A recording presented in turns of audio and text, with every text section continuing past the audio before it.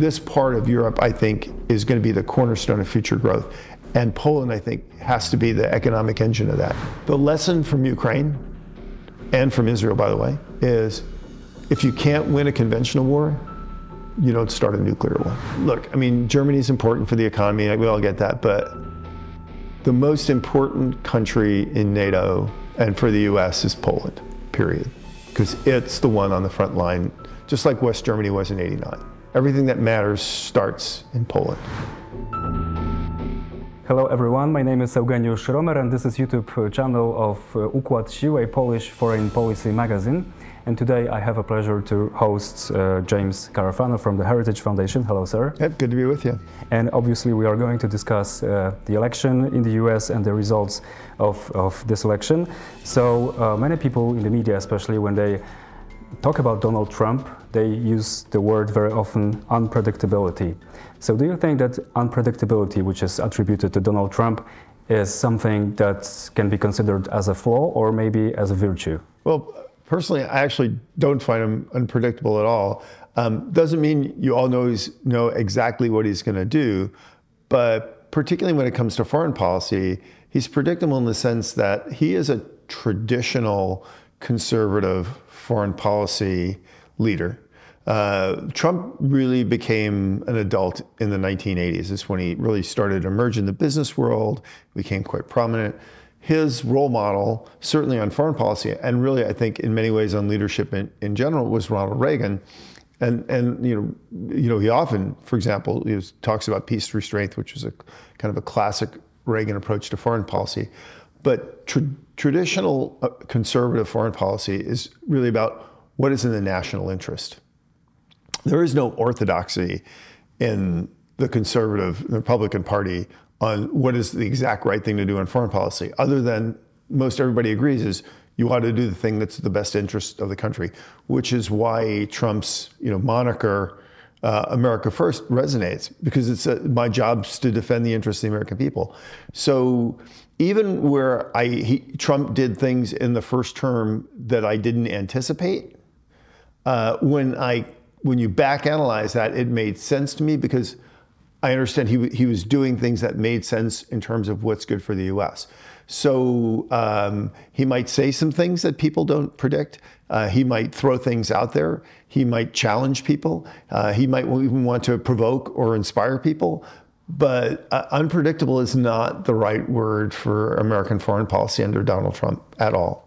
All right, so if we can predict what he does a bit, at least, so maybe we can discuss China policy, because you mentioned Ronald Reagan. He is perceived as the president who helped to end the Cold War actually. So right now, U.S. is confronting China. Maybe it's not the temperature of this let's say war is not as with Russia or the Soviet Union, but still. So Donald Trump, he said that he's going to impose 60% tariffs on all goods from China, 200%, if I'm correct, on cars imported to the US from China. So do you think he's really going to do this? Because some people say that actually, people who make business in Wall Street, they have their interest in China as well. American companies like maybe Intel, Qualcomm, they sell chips to Chinese companies. So do you think that this will stop him because China may also retaliate? Yeah. Okay. So we have two different issues here. And first of all, we got to talk about tariffs. It's wrong to talk about tariffs as somehow if you impose tariffs, you don't believe in free trade or free enterprise. That's just wrong. Matter of fact, if you look at the history, particularly in the United States, Republicans and Democrats, their position on tariffs is flip-flopped because it's about what's the best economic policy. Actually, Joe Biden, as president, has imposed more tariffs than Trump did. We live in a world where we have big economic players like China, which are not playing by the rules, which don't believe in free trade, which are trying to unfairly control and manipulate markets. The World Trade Organization is a failure. It just has completely failed, in my opinion. So tariffs are a tool, and if President Trump truly is going to look after America's interests, he will use them as a tool. Now, what tariffs he actually imposed, which ones are negotiating tools, and which ones are designed to protect the American consumer. We'll see it. Here, I will say is, one thing that has changed in the United States is this notion about we need to not have strategic dependencies on China. We need to find different partners to do business with. So you hear this term friendshoring and nearshoring and onshoring.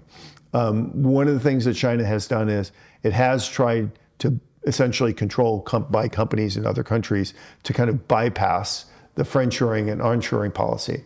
Trump's not going to stand for that. So tariffs are a tool.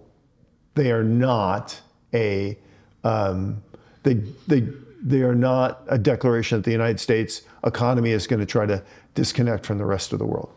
Put that aside. The biggest mistake people can make about Donald Trump is to think that this is the Donald Trump of 2016. This is a person that has been president for 4 years. They've watched another president rule for 4 years.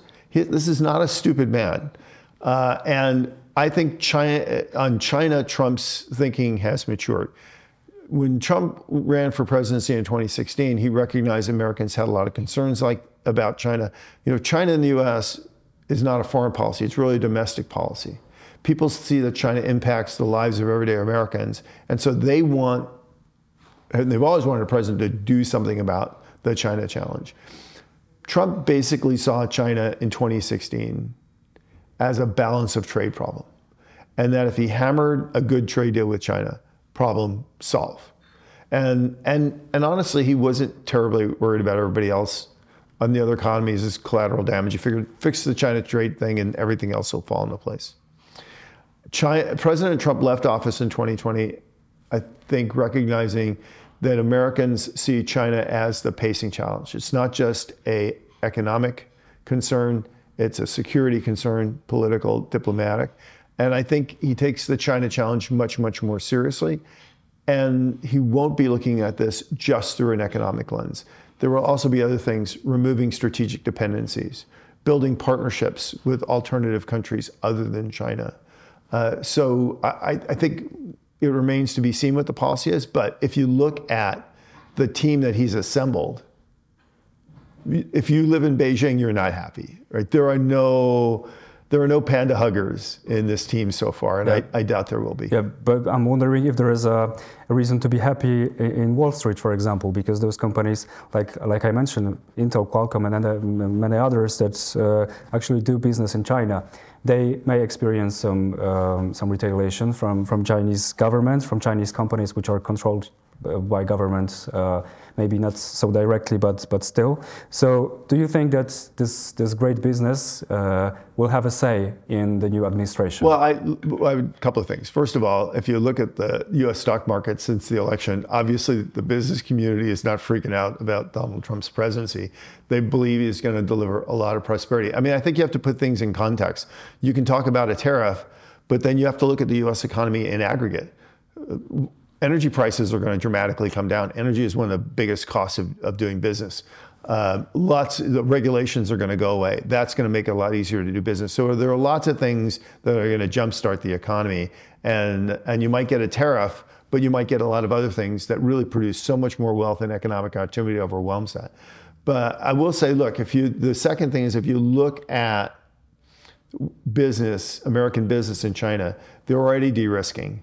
They're already recognizing that there's other places that we need and should do business. And this is actually good news for all our friends and allies and partners. America's looking for other places to do business other than China. And I think there's lots of opportunity there. And the third thing is what cards do the Chinese have to play? Their economy is really struggling. They're not hitting their growth targets. They're not flushing cash the way they were 10 years ago. They're not driving the global economy. And I think the China brand is down globally. China's become the business partner and investor of last resort. That is never a good place to be. So honestly, what kind of leverage does China have? Does China really want to start a trade war right now? I don't know if they're going to survive if they do. So you mentioned friendshoring or reshoring, which is going to be undertaken by the US, and You also mentioned the tariffs. So Donald Trump, he said he's going to impose tariffs also on European partners, up to 10 or 20% on all goods imported to the US. So do you think that this is a good start for friendshoring? Trump wants growth. He wants growth for the American economy, and he wants to keep inflation down. Growth is going to be a global business. It can't just come from the US economy alone. So I think what Trump is looking for is partnerships and opportunities. So I've talked to many, matter of fact, I spent more time in Europe in the last 2 years than I have in the United States. And I think Europeans, by and large, who I talk to, are very pragmatic about this. And they said, look, if we want Trump to do business in Europe, then we need to bring something to the table. And I think it's a much more constructive, positive attitude, looking for partnerships and opportunity than it was when he was elected in 2016. So I'm actually fairly optimistic. I think this is particularly important for Poland. I think Poland has first of all, I think Poland's most critical bilateral relationship is with the United States. And also I would say, in my opinion, the most important bilateral relationship the United States has in Europe is with Poland for two reasons. One is security, and we can talk about that. But the other is economy. Europe needs growth. If Europe is going to fund defenses at over 2% GDP and be a stable and growing society, it has to have growth. This part of Europe, I think, is going to be the cornerstone of future growth. And Poland, I think, has to be the economic engine of that. So I think there's real opportunity in this partnership. Yeah, we'll definitely discuss Polish-American relations later, but I would like to ask about inflation, because you mentioned that Trump wants to curb inflation. Of course, he said that many times during the campaign. So do you think that imposing tariffs actually means curbing inflation? Because many economists say this is the opposite. When you impose tariffs, the goods that you import from China or from any other place in the world are just more expensive. So do you think that well, actually, they sound contradictory, right? Yeah, no, I think the mistake in the question is if the rate of tariffs controlled the entire economy, as if the Smoot-Hawley tariffs, probably the most famous tariffs in American history, didn't help the economy. You were in the middle of a depression at the time. Okay, so I think you have to put things in context. Trump, first of all, this was an issues election. I think that's the most important thing for people to understand. Trump got elected and drew in all kinds of new voters because they wanted him to do better on things that matter to them. And the number one issue for them was the economy. And there's three balls that you have to balance. One is inflation. You're right. Americans want inflation to come down, so their paychecks mean more. Trump's committed to that. The other is growth. You have to have growth and jobs. We don't have the level of growth we have in the United States. We still have a lot of Americans who, even though our employment rate is low, the chronically unemployed is way too high. And the third thing is the national debt. The national debt is probably a bigger constraint on the economy and excessive federal spending than anything else. And it's possessed by China. And he has to address all three of these. So that's going to determine how well he bootstraps the economy, not just tariffs. All right. So as you mentioned, the manufacturing jobs, the Rust Bowl and everything that happened maybe has started to happening under Bill Clinton and Bob Rubin. So actually the manufacturing jobs were moved to Asia, mostly to China.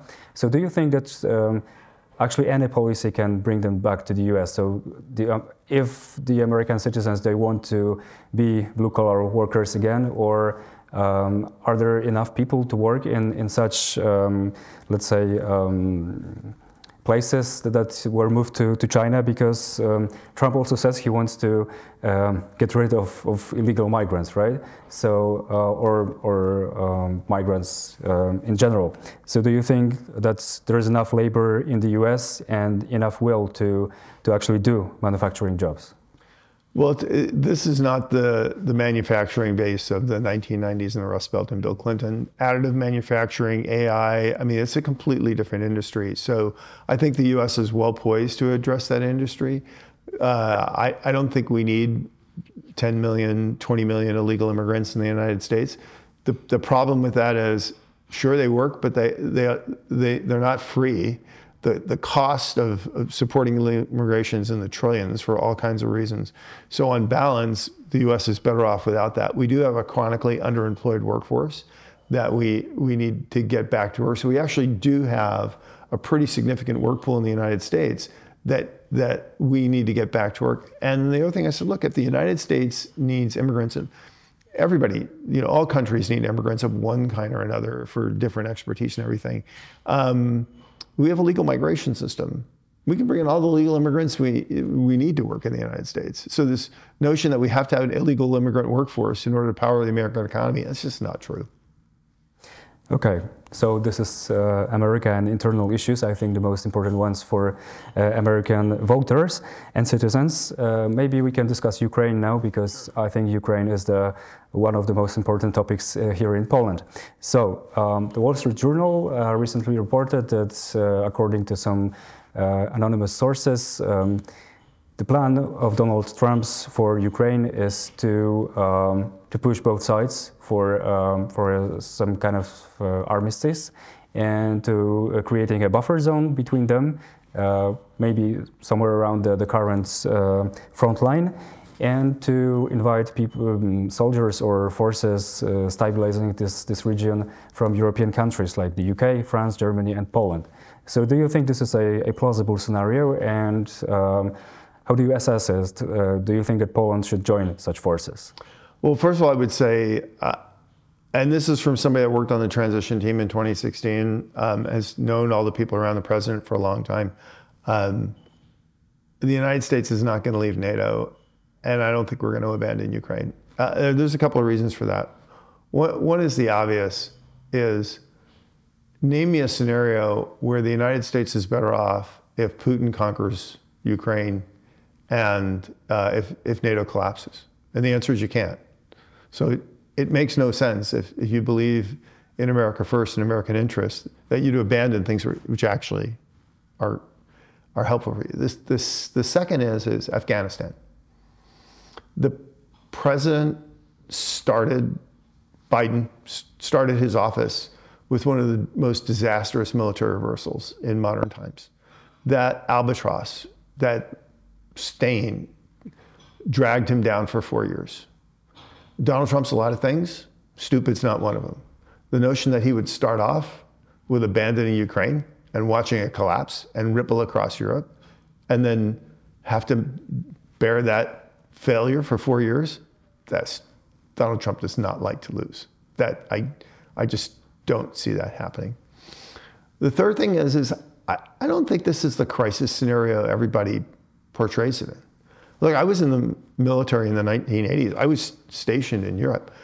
The front line of NATO today, in the Eastern Front, is in better shape today than it was when I served in NATO. First of all, there's way more strategic depth. There's 1,000 miles more front the Russians have to worry about, with some very capable militaries in Sweden, Finland, and Norway. The Ukraine military is the largest in Europe. It doesn't matter if Ukraine is in NATO or not. It's irrelevant. If Russia wants to attack NATO, what's it going to do? Drive by the Ukraine military and wave? That's an obstacle for Putin that is insurmountable. In Poland, you really have the cornerstone of the Eastern Front. You have a serious military rebuilding program that's been in place under both a conservative and liberal government. That's anchored, I think, with some very sound defense plans in Romania. The correlation of forces is actually, tanks, airplanes, is better for NATO today than it was during the Cold War. So this is not the heavy lift and some existential problem that people think it is. I think if we're honest about this, I think the reality is it's going to look a lot like West Germany 1945 or Korea 1953. Or Israel 68. I mean, the line is going to be where the line's going to be. And the question is, what's done to support Ukraine after the fighting stops. That, I think, is the key question. That'll determine the future. And I think the United States will be a willing part of that. Yeah, because my question is how Donald Trump is going to end the war. And many military analysts, they believe that this is not possible right now for Ukraine to actually reconquer the terrains or lands that were taken by Russians. So do you think that there will be some push to force Ukraine to talks with Russia? Because well, first of all, President Zelensky and President Trump have already talked. So I think they already know what they're going to do. So we're just speculating here. I mean, yeah, and I don't think the Ukrainians are going to be forced to do anything. I think they're a partner in this. There's a difference between relinquishing territory and relinquishing sovereignty of your territory. I don't think relinquishing sovereignty of Ukrainian territory is on the table. Just like West Germany never relinquished its claim to be sovereign of all of Germany. So I don't think that's I don't think that's relevant.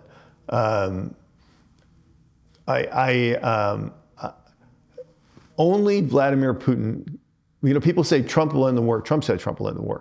But the reality is there's only one person that can end the war, and it's Putin. And we don't know if he'll do that. Here's what I will say, and I mean, it's just common sense. It can't be, I want a deal in Ukraine, and if we don't get a deal, I'm going to abandon Ukraine. Because if that's your deal, right, that's going to fail on day one, because the Russians will just say no, right?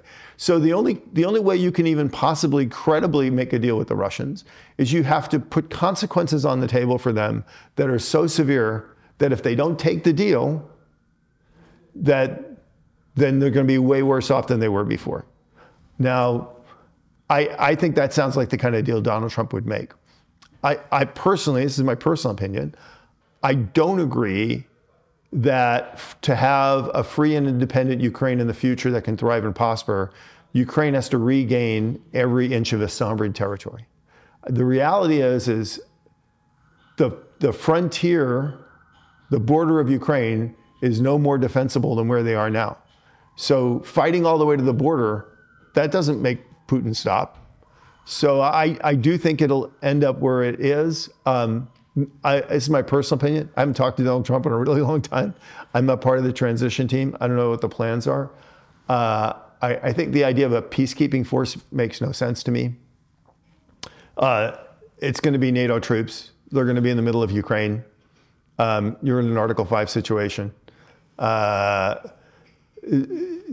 All Putin has to do is kill a couple of soldiers in Ukraine, and then we are in war. And then we're either in war or we're not serious about Article 5. So I think the likelihood, and it doesn't make any sense to have a peacekeeping forces don't keep peace. If you look at any peacekeeping force that's ever been in place anywhere in the world, the only ones that worked were put in places where nobody wanted to fight a war. So peacekeeping forces are not this magic reinforcing thing that people think they are. The key to the future of Ukraine is a Ukraine that can defend itself, grow its economy, and bring its people home. That's what's important. And you mentioned NATO, that Donald Trump is not going to withdraw America from NATO. So why is it still important, this alliance for America? Well, if you think of, from the U.S., the very selfish U.S. perspective, sorry. Yeah, because we are talking about national interest, right? America is a global power with global interests and responsibilities. What connects the world together? I'm not talking about globalization, meetings with George Soros in Davos, but what physically connects the world? And it's the great lily pads, Western Europe, the greater Middle East, and the Indo-Pacific. If you're a global power with global interests and responsibilities, you'd like those places to kind of be okay, right? They don't have to be the land of milk and honey. They can have an occasional war, but you don't want them to collapse and fall apart. So from a U.S. perspective, the world, we are better off, and our friends and allies are all better off if Europe is stable, if the Middle East is stable, if the Indo-Pacific is stable. Now, if you just look at the numbers, and you can't hide this, the United States does not have enough capacity to be strong in all three theaters simultaneously. That's just math. People say, well, you have to prioritize. That's what you do. But the idea that we're going to prioritize by abandoning two theaters and running to the Indo-Pacific is just nonsense. First of all, China's all over the world, so that won't help you. Second of all, it's like you've got a burglar in the neighborhood and you're going to lock the front door and leave the back door and the windows open. So the only way the United States is going to have more capacity to have deterrence in the Indo-Pacific theater is if in the European and the Middle East theaters are stable. That's the key, right? It's achieving stability in that theater, and from the Russian threat, it's essentially reestablishing conventional deterrence on the Eastern Front. I think that's a very doable mission. The Middle East, that's an Iran problem. The U.S. has to deal with that. But if the U.S. can stabilize those two theaters, that's what's going to free up resources to the Middle East. Can I just say this, because people have to hear this, right? When people talk pivot to Asia and the U.S. military, it's just a couple of words. We can't pivot. Because you have already pivoted, We've right? already pivoted. So, 70% of our Navy is in Asia. If we moved the rest of it to Asia, we couldn't do anything. So you couldn't keep the Straits of Hormuz open. You couldn't keep the Red Sea open. So we can't pivot the Navy. 90% of the U.S. Army is permanently stationed in the United States, and that's not going to change. We don't have a big enough army to pre-position masses of forces in forward theaters like we did during the Cold War. We just don't. Our Air Force is stationed all over the world. We're the only Air Force in the world that deploys globally. So it's actually good that our Air Force is spread around because we can get everywhere. And our Space Force is actually in space, so it can't pivot anywhere. So this idea that we're going to pivot is just blah, blah talk. So once we get beyond that and get serious about foreign policy, we'll realize that we'll stabilize the European front because the Europeans will do more. And that's what's going to, burden sharing is what's going to bring that capability to the table. It's not an unachievable lift for European American partners. The U.S. is going to bring stuff to the table that only the U.S. can do. The U.S. is going to jump into the Middle East and fix that. And then we're going to turn and focus on Asia. Yes, but if we are discussing reality, some analysts, they believe that actually there are two, let's say, sides in Germany, in German politics. So one team is the CDU, the Christian Democratic Union, and they want to actually align with American policy towards Ukraine, towards China, towards Russia. But some say that the boss of the other team is Olaf Scholz, and he actually he wanted to stop, to try to stop the war in Ukraine, not with the Americans, but for example with the Chinese, with India. He actually went to China to discuss those issues. So, and he did it not because he believed that he's going to stop the war, but he just wanted to show Americans that Europe can be self-sufficient. And how'd that work out for him? Yeah, do you think that, for example, when NATO is weakened and some countries like Germany, they will, for example, align with China, it wouldn't be beneficial for the US? So do you think this scenario is plausible? Well, we're going to have an election in Germany, probably in, I guess, late February. I think we're going to see a shift in German foreign policy. And I think it's going to be more pro-American. CDU is going to win. I mean, what do I know? I don't live in Germany, but yeah, I think we're going to see a more pragmatic German foreign policy. And of course, the other player is France, but France is really mired in a death spiral of politics. They really can't decisively do anything. But look, I mean, Germany is important for the economy. We all get that, but the most important country in NATO and for the US is Poland, period. Because it's the one on the front line, just like West Germany was in '89. Everything matters. Everything that matters starts in Poland. But we don't see as big presence of the US forces as we saw during the Cold War in West Germany. Yeah, I think it's a different world. I was in the Army for 25 years. Military needs change. The biggest need, not just for Poland, but across Europe, the number one thing we need today is more missile and air defense. Because if there's one thing that we learned in the wars in Ukraine and Israel, you have to be able to protect your infrastructure and your people from attack. So we're going to need a lot more emphasis and investment, not just in Poland, but across Europe, in missile and air defenses. Honestly, I think we already have the regional defense plans. We already have the frontline forces on the ground. We're actually building obstacles across the NATO frontier. Now what NATO needs really is deep attack. This is, again, I think, a lesson from the Ukraine war. You want to be able to kill all the Russian stuff before it crosses the border. And that's not masses of troops and a million more American divisions.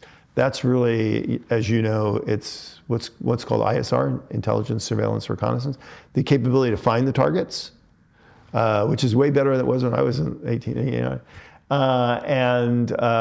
and then kill them at range. And we need to be investing in those capabilities in the future, because I do think that we have the frontline forces that we need.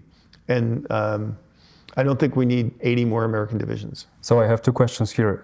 First is, because the Wall Street Journal recently reported that the US actually used about 100 standard missiles in the Middle East, on the Red Sea, and in protecting Israel. So the company RTX, as they said, they can produce about a couple of hundreds a year, so it's not a lot, taking into consideration the needs in the whole world. So Taiwan and Asian partners in the Pacific. So the question is, do Americans have those capabilities with partners to produce actually enough weapons to protect Poland and eastern NATO flank?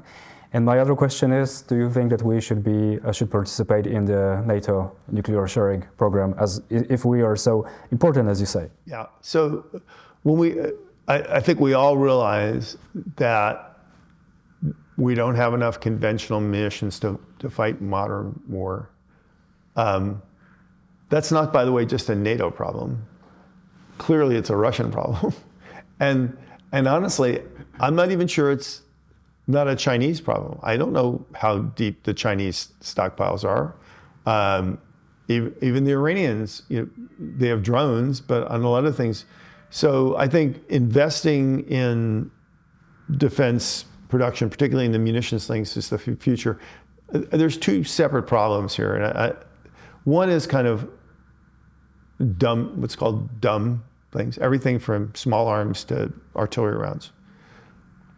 There's actually an adequate global industrial base for that. The Czechs demonstrated this when they put together the artillery shell deal. You just have to go and find the producers and afford to be able to buy the stuff. The smart munitions, that's a different problem. That requires some very advanced manufacturing. We're going to invest in that. Allies and partners are going to invest in that. Defense industrial base is going to grow to meet that need. I'm confident that's going to happen. And about NATO nuclear sharing? So one thing that we never talk about, if there's one thing that's changed in U.S. policy where there's almost no bipartisanship, there is really growing bipartisanship in the United States for investments in the strategic nuclear deterrence, that is air, submarines, bombers, submarines, and missile forces, and missile defense. Because the most stable strategic deterrent is what's called a offense-defense mix. Well, it's the triad's part of the offense. The triad is I have different ways to kill you, so you can't focus on any one.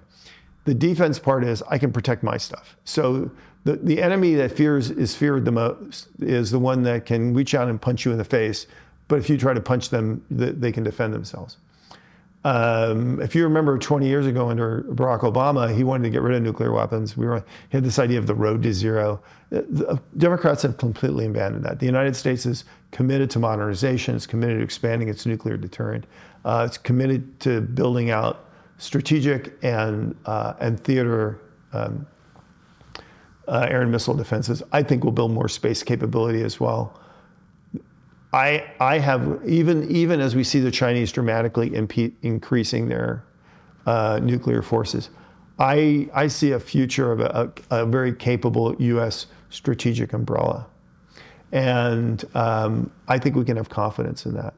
And this notion about people start nuclear wars, we've had lots of evidence that it's not as easy as it looks. Israel has nuclear weapons.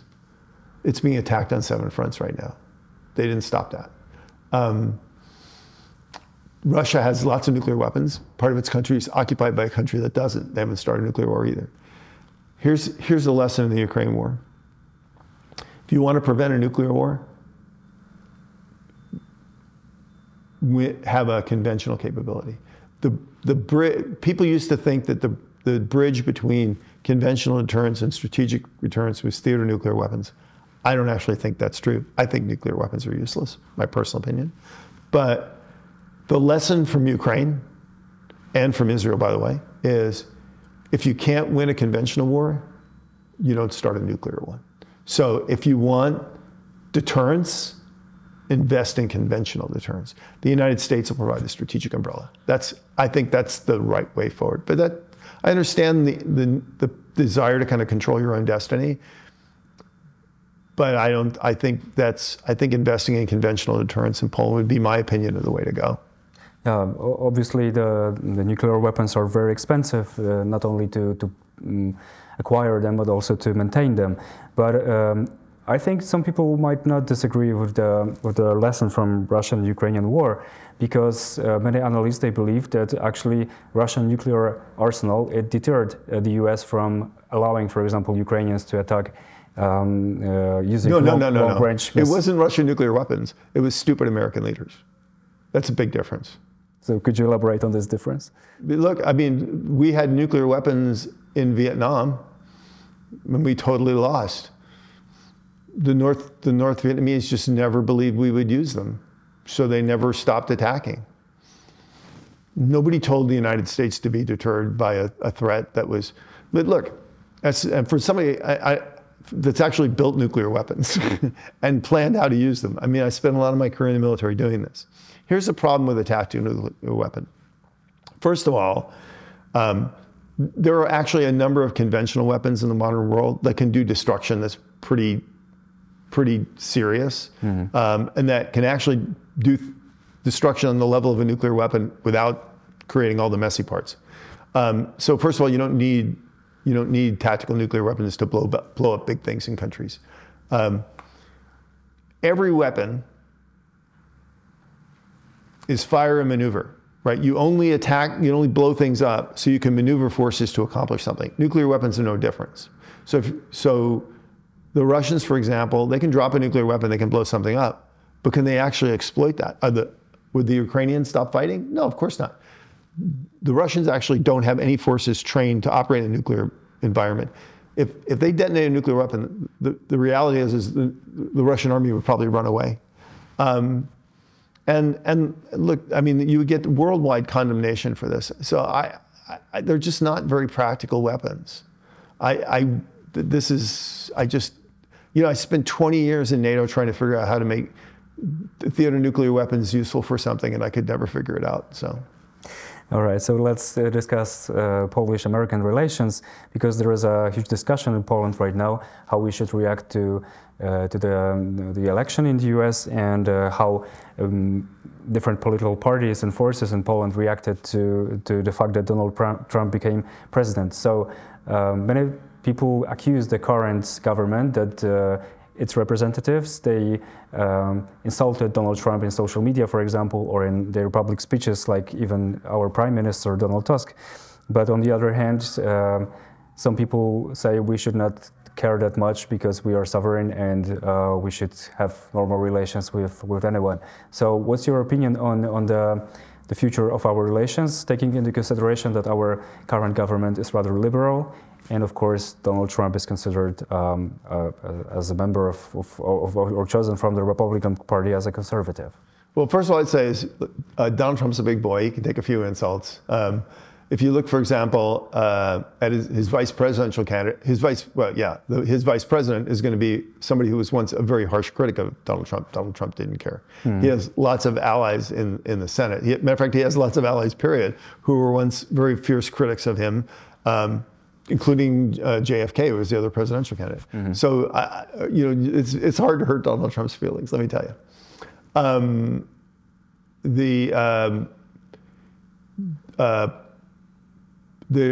Poland's most important bilateral relationship is with the United States. It's in Poland's interest to foster that. And I think that one of the most important, if not the most important, bilateral relationship the United States has in Europe is with Poland. So there's real incentive for both sides to do this. So my advice would be to fully embrace a partnership with President Trump, because he has the best interests of the United States at heart, and a successful, secure, thriving, vibrant Poland is, I think, a big part of that. I think you have to put the internal politics, Poland aside. You have to say Poland first. And the best thing for Poland is a strong partnership with the United States. It's absolutely essential for security. It's also important for prosperity. I mean, Europe needs growth. That growth is going to come from Southern, Eastern, and Central Europe, I think. It has to come by individual nations really building strong economic partnerships. I think the other thing is I think a real key to this is the 3 Cs initiative, which unlocks the potential of all these individual countries by creating the economies of scale that would really, what you want is economies of scale without the centralized direction from Brussels, which destroys the value of economy. Yeah, but do you think this is, if we talk in realist paradigm, so do you think that actually the 3 Cs initiative is going to be viable? Because many of the countries of this initiative, like Slovakia, Czech Republic, Poland, even Poland, we are strictly connected to Germany economically. We are, let's say, subcontractors for German companies, and the infrastructure is not built very quick, but we had some successes like the interconnectors, the transmission of gas. But some people in Brussels, they also consider it as you describe it, as some kind of tool to oppose Brussels, right? So do you think well, first of all, I would say, look, the 3 Cs is a brand. Whether the 3 Cs fund itself or something is the magic tool, I don't care. But the idea of linking these economies together and generating growth for all of Europe, I think is a powerful idea. President Trump was enamored in the idea in the first term. I think he will come back and be very supportive of that idea. So I think there's a real opportunity there. I think there's a real opportunity here for Germany. I think looking at this as kind of a Polish vanity project, it was a big mistake on Germany's part. I would hope for a German government to be more realistic. So I'll give you an example, the Danube corridor. I mean, building out the Danube corridor to actually, that would actually be good for Germany. I mean, that would be incredibly value and add another supply chain, and it would really help. So I think there's lots of this where actually Germany could benefit quite well. Actually, Germany tried to join the initiative after Donald Trump supported it, so they also see some benefits. So, but if coming back to Polish-American relations, so you said we should, let's say, align with the U.S. or be in close partnership. So how would you describe it in a practical way or practical terms? How should we do it? Like, how should we cooperate, let's say, in the defense terms or economical terms? Well, my advice is the same as it was in 2016. Be proactive, bring things to the table, engage, and be optimistic about the partnership. And I think things were taught well. I definitely think that promoting the 3 Cs and 3 Cs investments is a really positive thing. It's not just good for economic, by the way, it's also good for security, because all the logistics that you're going to build is going to support the new front line of NATO. So I definitely would work on the economic partnerships with the United States. I think that's really important. Poland's already a leader in the defense space. And so I think that's already really, really productive. I think it's very important, for example, that we have the Korean investments here. I think that's the right linkage between Europe and Asia. We don't want NATO to go to Asia, and we don't need Asian countries to deploy here. But we should have a global industrial base. We should share situational awareness. I don't think this is a heavy lift for Poland, quite honestly. Look, here's the 2 challenges, and one is, and this is not just for Poland, but for Europe in general. One is energy. Donald Trump's going to come into office, and he's going to put as much affordable, dependable, abundant energy in the marketplace as he possibly can. And he's not going to care what it is. Europe is still on this commitment to net zero, which I think is a death spiral. It's energy prices that you can't afford. It's strangling growth. It's actually not going to save the planet. It's never going to achieve the net zero goals. If it did achieve the net zero goals, it wouldn't affect global temperature anyway. It's just a stupid idea. It's a political agenda that needs to die. That's one thing that you have to come to grips with. The other thing is, how do you do growth? It's not going to come from building a European superstate. I think people that argue that we need to move all the power to Brussels so we can have this European superstate so we can compete with China and the US don't understand either model. The US is successful not because we have a national industrial policy from Washington. It's successful because we have all these competing parts of the United States that drive growth. That's much more like Europe. And I don't think Europe wants an economy that's run by like China unless you want slave labor and you want to steal everybody's intellectual property. So those models are nuts. So this idea about shifting more power and authority to Brussels as a solution, I think that's just stupid. You're over-regulated. You have too many regulations. And you have to allow states to compete with each other and cooperate with each other, it would make sense. Those are the two things you have to solve. And we have to take the dishonesty out of the relationships. This notion, whether it's in Europe or the US, that somehow all our political fights have been about salvaging democracy. These are lies. It's not. This is the most illegitimate idea that we've ever had. These are people weaponizing the threat of to essentially attack their political enemies. The lawfare, the dictating cultural norms, the weaponizing politics, weaponizing the legal system, weaponizing judges to attack our political enemies, that has to stop if you want to survive. That's what I think. Yeah, I think that would be hard, the first part you said, because we are somehow shackled by the rules of the European Union, and I think there is a strong push, especially among stronger countries, to actually make all decisions with a qualified majority, but it actually gives us no chance to oppose some decisions. So, well, what Darwin said, only the strong survive. Yeah. If you're going to let people run Europe that are actually driving Europe into a weaker, less free, less prosperous, less secure place, then survival is a problem. And I think telling people in Poland or Slovakia or Czech Republic or Lithuania that you should sacrifice your life so some European success will be better, or Europe will be in general better, is just not a very good idea. But let me stop the European topics now. If you have some more energy, I would like to discuss Middle East very shortly. Sure. Yeah, that's easy, actually. Yeah.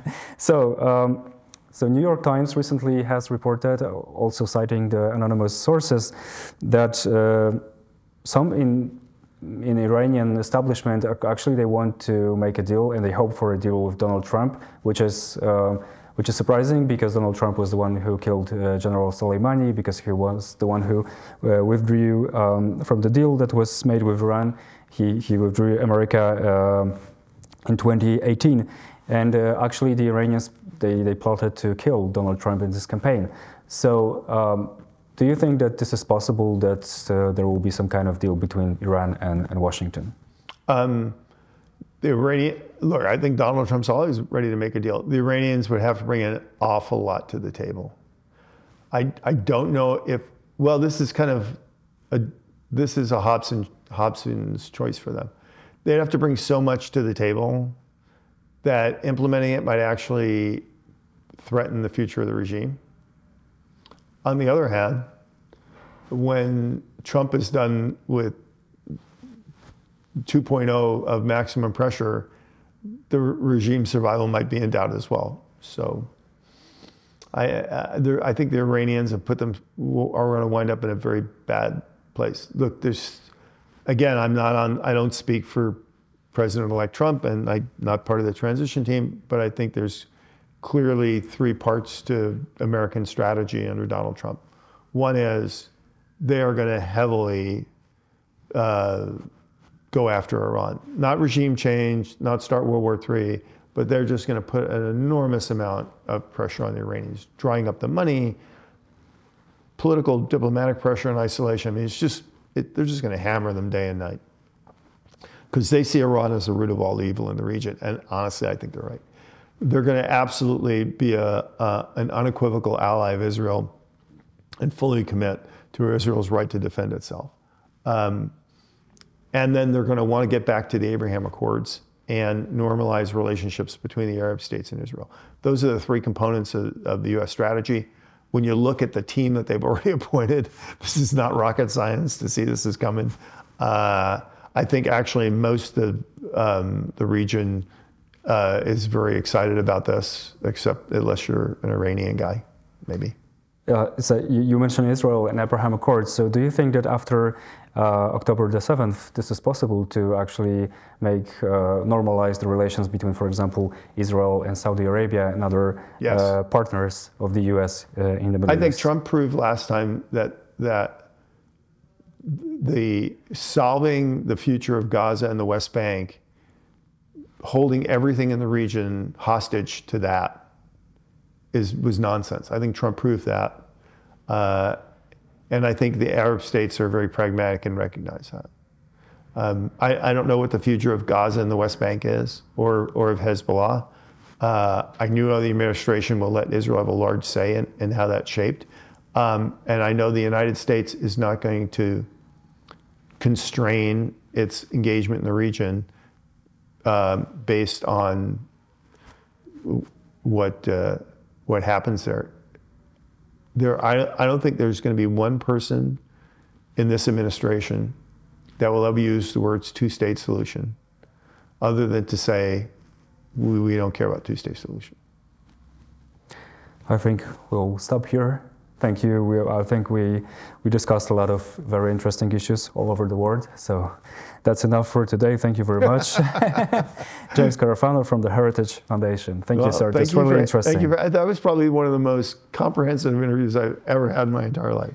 Yeah, so you said it. You said we should be like very open in our relations, Polish-American relations. So this is what I did. Yeah. Yeah. Thank you. Full stop. Many thanks to our viewers. Please take a look to our YouTube channel. We have more English episodes, so feel free to watch us and subscribe to our channel. Thank you very much.